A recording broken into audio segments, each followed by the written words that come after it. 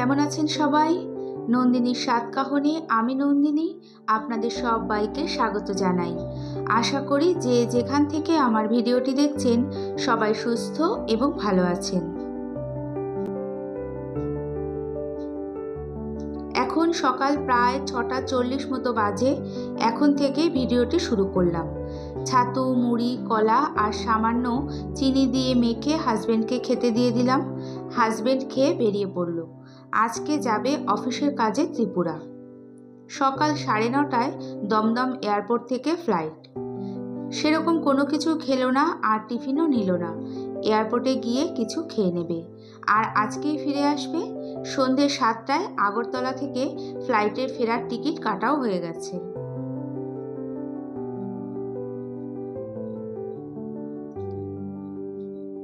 রাতের দিকে ভালোই বৃষ্টি হয়েছে, দেখলাম অল্প জল জমে রয়েছে।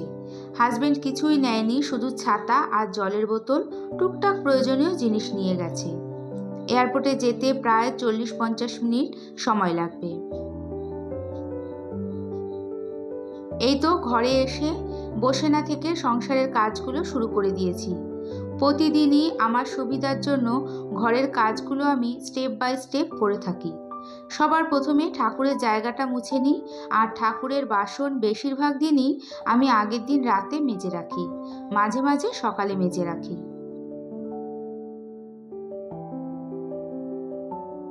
তারপর বিছানাটা ক্লিন করে নিই, এতে ঘরের লুকটাই অনেকটা চেঞ্জ হয়ে যায়। এরপর এদিকে ওদিকে ছড়িয়ে ছিটিয়ে থাকা টুকটাক জিনিসগুলো আগে গুছিয়ে রাখি, যেমন রিমোট, বর্ষাকাল যেহেতু তাই ছাতা, জলের বোতল। তারপর বাসি রান্নাঘর ক্লিন করি, ডাইনিং টেবিল মুছে নেওয়া, এগুলো তো রয়েছে। এই তো কথা বলতে বলতে ফাঁকা জলের বোতলগুলো ভরা হয়ে গেছে, এখন জায়গা মতো রেখে দেব। জলের খালি বোতলগুলো সকালের দিকে জল ভরে রাখলে অনেকটা সুবিধে হয়। এরপর রান্নার সময় বাসন মাজা, মাছ ধোয়া এই কাজগুলো থাকে, তখন জল ভরতে খুবই অসুবিধে হয়। আর আমার ওয়াটার পিউরিফাইটা যেহেতু রান্নাঘরের সিঙ্কের ওপরের দিকে থাকে, তাই চেষ্টা করি রান্নার আগে জল ভরে রাখতে।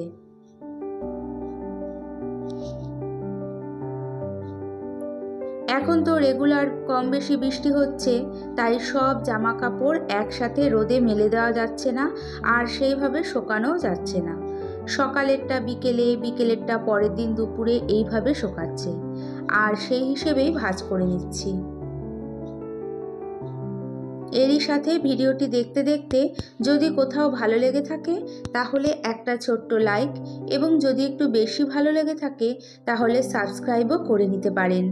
আর কাজ দুটি যদি আপনি অলরেডি করে থাকেন তাহলে আপনাকে অনেক ধন্যবাদ।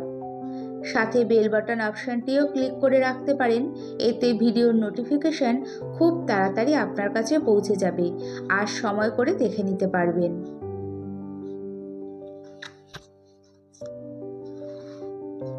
এখন প্রায় অনেকটা কাজ হয়ে গেছে, মানে ঘরগুলো সব গোছানো এবং ডাস্টিং করা হয়ে গেছে। এখন সকালের টিফিনটা করে নিয়ে তারপরে ঘরগুলো সব ভালো করে ঝাড় দিয়ে মুছে নেব। আর বৃষ্টির দিনে ঘরবাড়ি একটু বেশি পরিষ্কার পরিচ্ছন্ন রাখতে হয়, তা না হলে ঘরবাড়িতে কেমন যেন একটা হালকা স্মেল হয়ে যায়।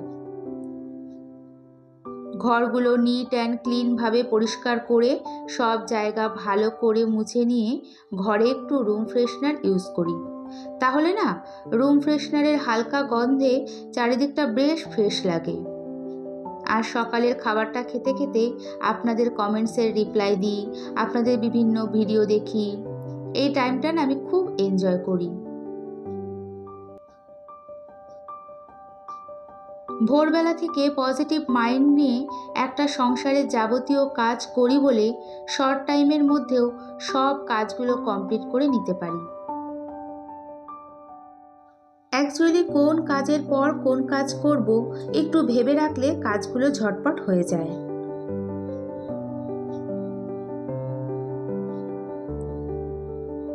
একটা সংসারে প্রচুর কাজ থাকে, সেটা কখনো বলে বোঝানো যায় না। সেই কাজের কিন্তু কোনো রকম বাধা ধরার নিয়ম নেই। যেই কাজের প্রায়োরিটি সবার আগে থাকে, সব থেকে বেশি থাকে, সেটাই আগে করে নেওয়া হয়। ঘরগুলো সব মুছে নিয়ে এখন অনেক রকমের সবজি কেটে নিচ্ছি। সব রকম সবজি মিশিয়ে একটা পাঁচমিশালি তরকারি করব বলে। আগের দিনের অল্প একটু চিকেন ছিল, আমার আর সোনার এই তরকারি দিয়েই হয়ে যাবে।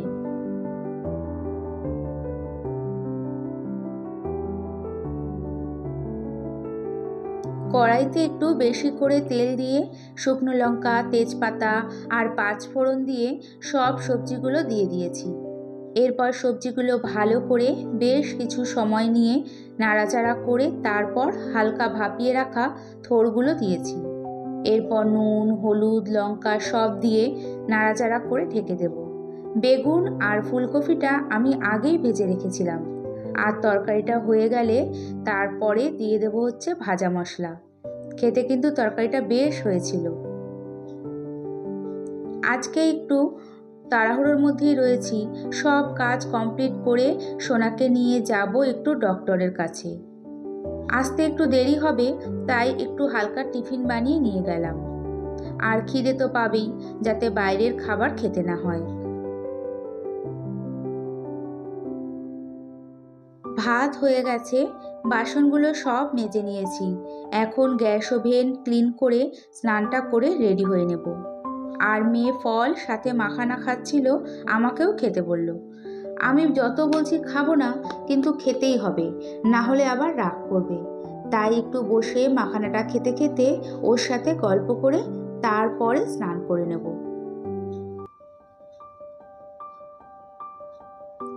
অনেক দিন ধরে আমার সোনার একটু শ্বাসকষ্ট হচ্ছিল।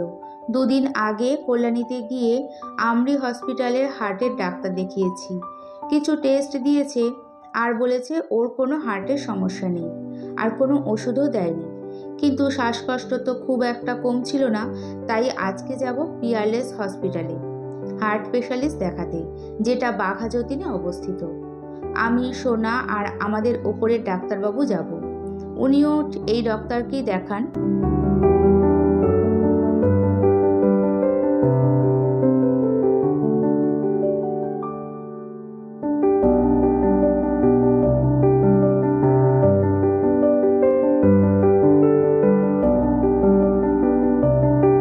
গাড়িতে যেতে যেতে অল্প একটু ভিডিও করেছি। দুপুর 12টা 30 মিনিট নাগাদ বেরিয়েছিলাম, যেতে প্রায় 1.5 ঘন্টার বেশি সময় লেগেছে।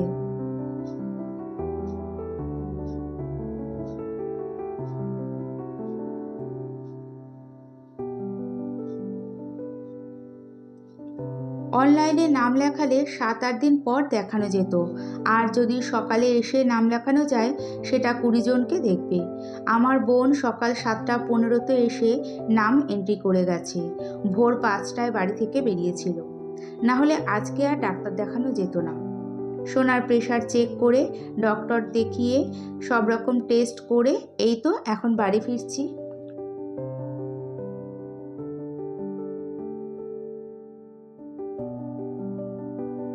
বাড়িতে এসেছি প্রায় সন্ধ্যে 7:30টায়।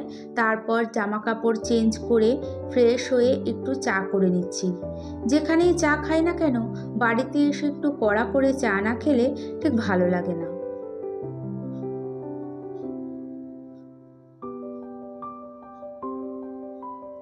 রাতে সেইভাবে আমি কখনোই রান্না করি না।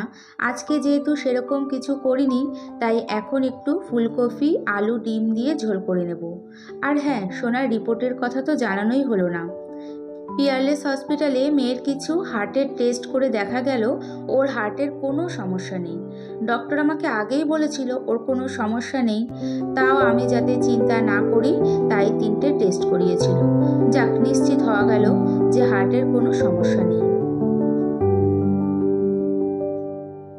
এদিকে রান্না করতে করতে হাজবেন্ড খবর দিল যে বেশ কিছু কাজ পড়েছে, তাই আজকের ফ্লাইটটা ক্যান্সেল করে দিয়েছে।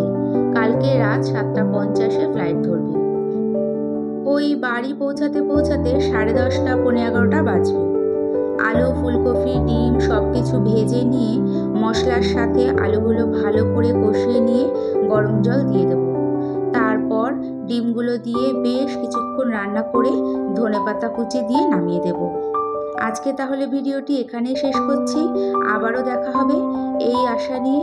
এতক্ষণ আমার সাথে থাকার জন্য অনেক ধন্যবাদ।